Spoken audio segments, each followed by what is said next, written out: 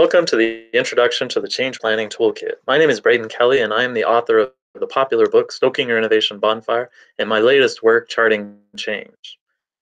Now, why did I create the Change Planning Toolkit, and what led to the inspiration for the book?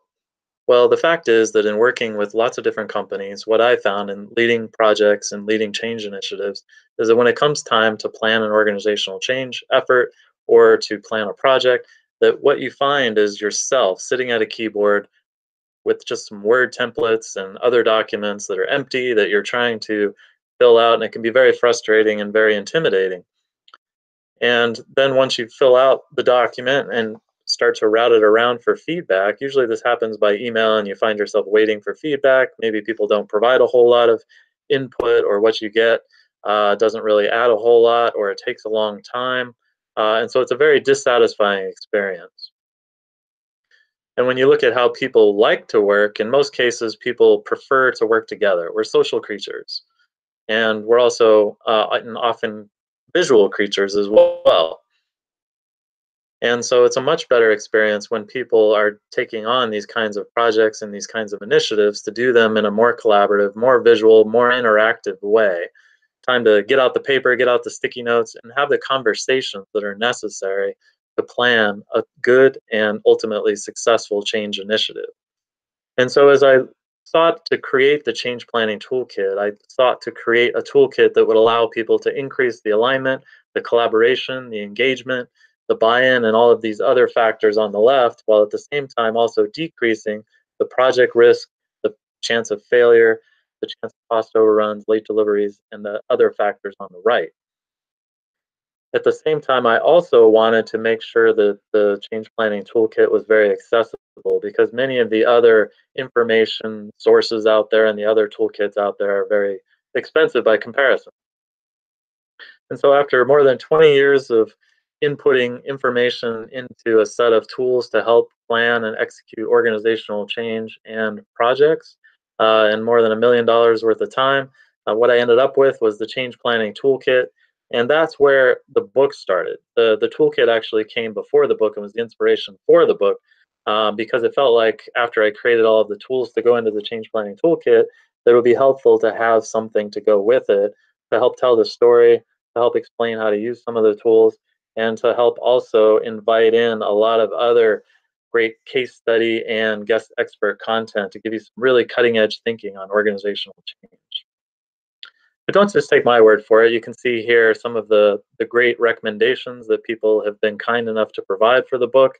There's a lot of great content in the book, and I think the book as a work of its own stands by itself. But in collaboration and combination with the Change Planning Toolkit is incredibly powerful. So let's go ahead and take a peek inside the Change Planning Toolkit.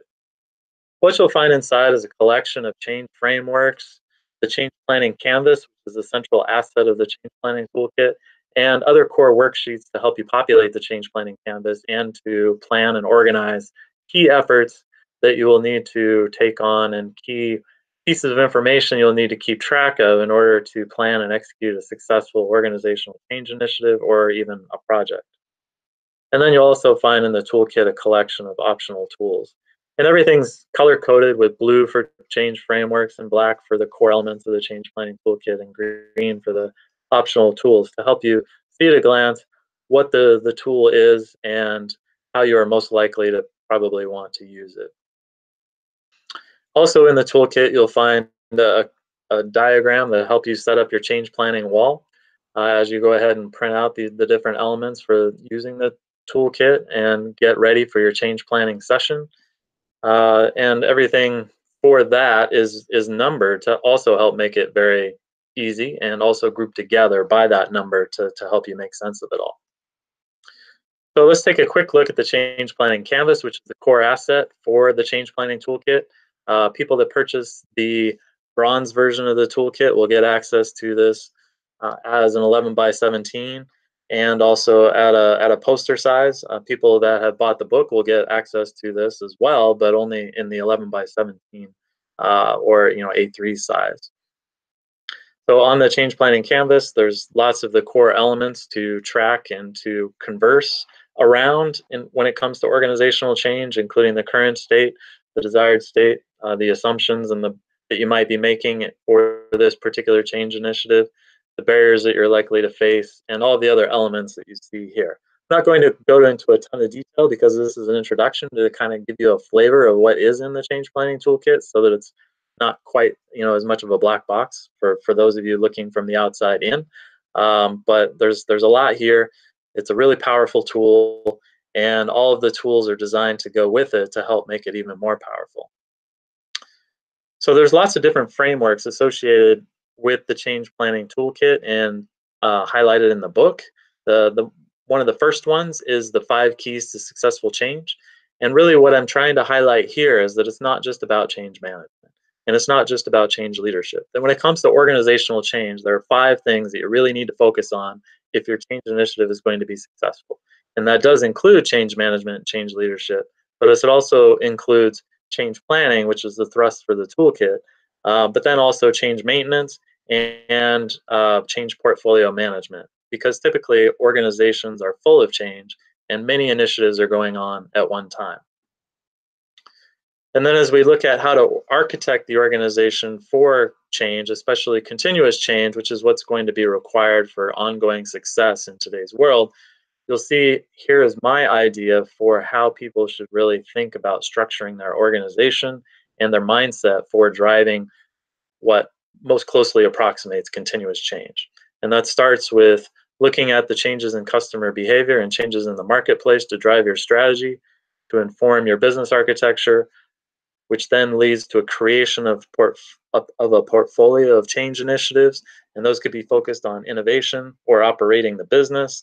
And then you'll see that from that trickles down to change planning. So once you've identified all of the different initiatives that you need to have in flight and the different projects that you want to have happening, you need to plan those initiatives. And so change planning is supported by change leadership. And then you'll see in this diagram that I feel that project management is a subset of change management, not the other way around. In most organizations, in most methodologies, in the way that most people think about organizational change and project management, most people see change management as an afterthought or as a subset of project management, when in reality, project management is a key tool for making change management successful. And we'll go into that in a little bit more detail later. And if you get the book, I'll go into a lot more detail. And then so you can see under change management, under change leadership, we have project planning, project management, behavior planning and behavior management, and communications planning and communications management. And at the bottom, we have change maintenance to make sure that the change sticks and continues to be successful for the organization. Another framework that's highlighted in the book is the 8 principles of continued change success, which includes making change expected, part of the fabric, transparent, collaborative, built to scale, driven by customers. And then it's all important for the organization also to learn how to be agile if you want to achieve continuous change. There's a lot of different models and worksheets in the book. One of the most powerful that's highlighted in the book is the flow of change model, which highlights how change flows as you embark upon it. And one of the metrics to measure how agile organizations are becoming, if they track it over time, is what I call the triple T metric, which is the time to transform. And it lines up an estimated duration based on the type of project or the type of change initiative. So if you categorize all of your change initiatives and projects to give them different sizes because they're not all the same size, and you track it over time, you can see whether you're getting faster at executing projects or change initiatives of that same size over time. And so as you look at the different, the 11 different steps here in the model, you'll see that we have an estimated duration. I have it listed in weeks, but obviously you can modify it to have it listed in days or months, depending on how big the project or the change initiative might be. And so as you look across these 11 different steps, you'll see that there's an ebb and a flow in terms of what's going on during the process. And I won't go into too much detail on this. It's all covered in the book. Now, one of the newest things that I've added to version 7 of the Change Planning Toolkit is the outcome-driven change model, which includes a framework and a worksheet. to help you, really come at organizational change from the three minds, which are thinking, doing, and feeling. These also line up with adult education models around cognitive, conative, and affective approaches. But what you'll see here is the key is the overlap. People may say one thing and do another and feel something completely different. But when what people do aligns with what they think, then and only then will you achieve the outcomes you're looking for. So it's at that intersection where the three overlap and come together that you'll achieve organizational alignment and where you have the opportunity to achieve the outcomes that you'd like to achieve. So where they overlap now is going to determine the outcomes you're getting now. And then, what you want to try to do then, of course, is to determine what new set of outcomes you want to achieve and then have that as part of your organizational change plan. And there's, lots of different worksheets in the toolkit to help you visualize what people are thinking and what they're feeling and the behaviors that are happening and which ones you want to start, stop, and continue. There's also a model highlighted in the book and used in the toolkit to around the psychology, the capability, and the capacity of the organization to determine change readiness. And so you'll see a lot of the key elements highlighted here in this framework.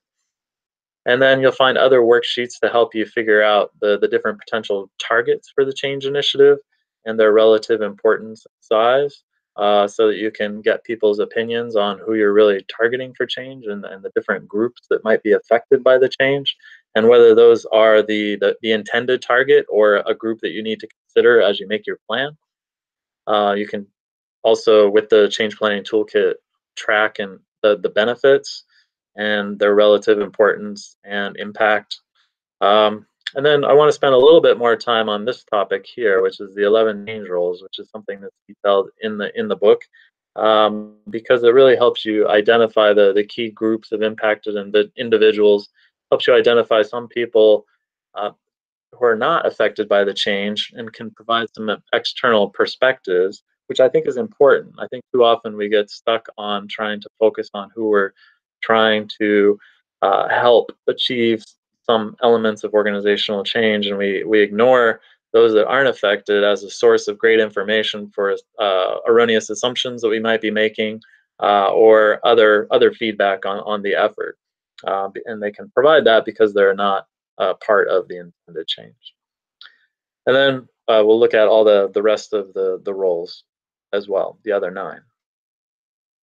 So just real quickly, the 11 change roles, in addition to the impacted and the external groups that we talked about initially, are the authority figures and sponsors, designers, influencers. See all of the detailed definitions of each of these here on the slides. And also the 11 change roles is part of the 10 free downloads that you can get on my website at bradenkelley.com/CPT. So you can download all of this information and read through it at your leisure. Then 4, 5, and 6 are the integrators, the connectors, and the resource controllers/investors. And you'll notice that I draw a distinction between the integrators and the connectors. So integrators are really good at helping bridge across the silos of the organization, while connectors are really strong at knowing where the resources are in the organization. So it's a nuanced difference, but it's a very important difference nonetheless. So I just want to highlight it real quickly, even though we're doing a quick introduction to the toolkit today. But you'll find all the detailed definitions in the 10 free downloads. And so I encourage you to check that out. And this is all covered in the book as well. And then number 7 are troubleshooters. And number 8 and 9 are evangelists and storytellers and endorsers and supporters. Again, these are two slightly different groups of people that are important to keep track of and to identify upfront early, so that you can engage their assistance with telling a good story around the change initiative, and then also getting people to help you support it and to spread the word. And then we already talked about the impact and the external and the importance of talking to both of these different groups. And then you have additional worksheets in there to help you look at the resources and which ones you need versus which ones you already control. And then an important topic that's covered in this worksheet, as it's tackled in this worksheet as well, is the concept of change saturation. So in any organization that's trying to achieve a great deal of change in any condensed period of time, you're bound to run into situations of change saturation, and you need to really take a look at where those might be occurring. And these those could be occurring on a group level, where you're running a lot of different changes through a particular group, and people can only absorb so much change at once. Or this could be an individual level as you're trying to run your change initiatives or lead your projects. You may find that a lot of people are trying to tap into a particular resource that is crucial to the success of your project or your change initiative. So it's important to track both of those things as part of your change saturation conversation. And that's a key point to just stop and highlight quickly, is that one of the main purposes of the change planning toolkit and the approach that's designed into it is that it's designed to help you drive conversations that may otherwise not occur, especially if you're typing up a Word document, a project charter, or a list of potential stakeholders for your organizational change, and sending it around by email. A lot of people are collapsing under the weight of their inboxes, and either may not even look at your email or may not provide a whole lot of feedback. So by getting everybody into a room and using something like the change planning toolkit to help guide conversations that really need to happen up front in a change initiative, rather than leaping out in front of you as a roadblock that you could have known about, farther down in the process, it's incredibly powerful. So I just want to highlight that the change planning toolkit is really designed to help guide conversations and you know surface the icebergs that could otherwise sink your project later on. And in the book, highlight a lot of different processes for helping to overcome barriers and obstacles, and this is one of the key ones. Won't go into a lot of detail, but at a high level, it's identifying what the potential barriers and obstacles are, understanding them, making a plan, probing to see if your plan is correct and your approach to overcoming that barrier or obstacle is going to be successful. And if you're finding good success with it, you attack full on with that approach. Observe the response.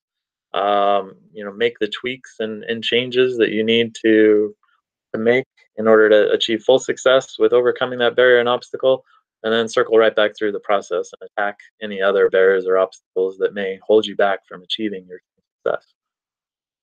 And of course, risk is at the center of any project or any change initiative, and so there's a nice worksheet inside the change planning toolkit to help you identify not only the risks but also potential mitigation strategies for those risks and the potential probability and impact of those risks, and to plot them and move your sticky notes around and get people's agreement on which risks need to be considered the most carefully and planned for the most strategically. And then you might remember from the change planning canvas that there's three key phases: startup, execution and training, and wrap up. This worksheet is designed to help people dive into a little bit of more of the details of that. And the change planning canvas is designed to capture the most important information and the high level information that helps people have that overall picture of what you're going to see in the organizational change initiative. And this worksheet has a lot of great questions to help drive conversation around each of these phases. And then one tool that came up after the book that is incredibly powerful and kind of tackles another one of those Word documents and brings it into a more visual and collaborative context is the visual project charter canvas. And so it takes most of the elements from a PMP or PMBOK approach to a project charter, which started with the source document for trying to create a visual project charter canvas, and brings it into a format that people are used to from something like the lean canvas or the business model canvas or the empathy map, or some of these other tools out there that are really great and really powerful, and I encourage people to check out. But you'll find a lot of different core elements here from a project charter, and there's both an 11 by 17 or basically A3 version available for download for free, And there's also, I've made the poster size version available for free download now as well. So I encourage you to, no matter what, get those 10 free downloads and check them out. It'll give you a chance to play around with some of the tools that we're talking about today, and give you more of a flavor for the change planning toolkit over and above what we're doing today.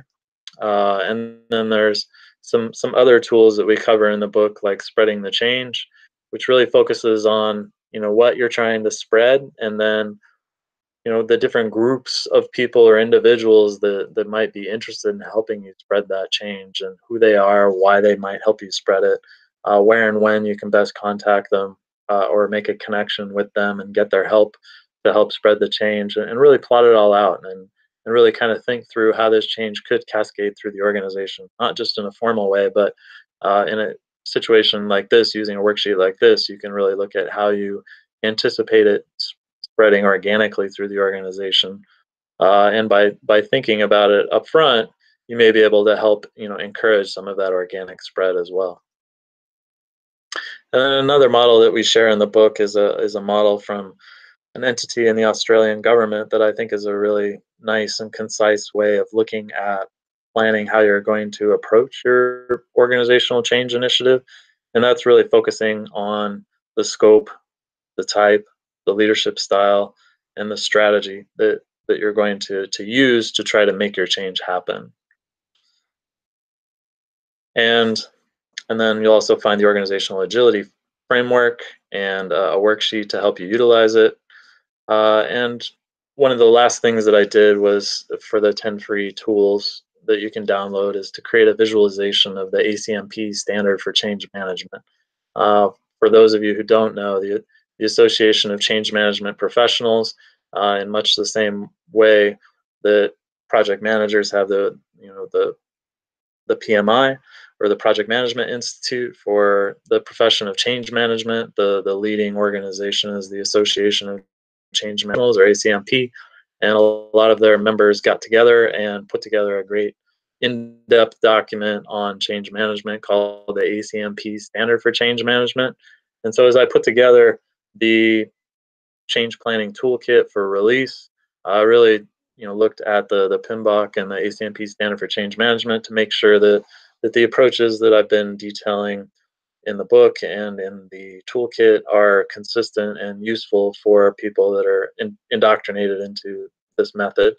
So I think this is a nice visualization of the association's standard.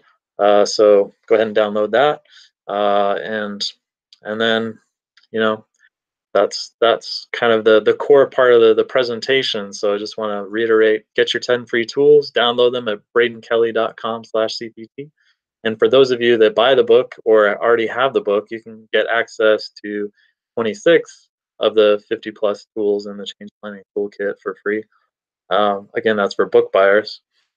And just want to highlight again that the Change Planning Toolkit is very powerful and very affordable by intention. You'll see that for people that buy the book, get access to the basic version of the change planning toolkit, which is the 26 free tools. And then for people that purchase a commercial license, you get access to the entire toolkit, including the poster size versions. And that's, for an individual, is only $100 a year, which I think is a very fair price compared to some of the other options out there, and for a suite of tools that's more powerful than the other options out there. And you can get all the details about the different licensing options, more information about the Change Planning Toolkit at bradenkelley.com/cpt, or you can send me an email if you have questions at info@bradenkelley.com. So just want to thank you very much. There's also site license and residence licenses available. So if you want to just license your entire organization to be able to use the Change Planning Toolkit for $2 a person plus a small setup fee, that can be possible. You can have every single employee have full access to the Change Planning Toolkit for $2 an employee, and that's across your entire employee base. Or for city, states, and countries that want to license the Change Planning Toolkit for only a penny per resident, that's for your city, for your state, or your country, every resident, for a penny per year. That's also another option. So those are two site license options. And so just want to say thank you for attending this introduction to the Change Planning Toolkit. Hope you found it a useful introduction to everything that's included in the Change Planning Toolkit. Hope you go out and get the book, because that'll tell you even more information and give you a lot of great context and a lot of great information that will help you get more out of the toolkit. And for those of you who already have the book, make sure that you get your free tools. And for those of you who just want to find out a little bit more, just go ahead and download those 10 free tools. So thank you very much. Thanks for attending. And I hope you found this a useful introduction to the Change Planning Toolkit.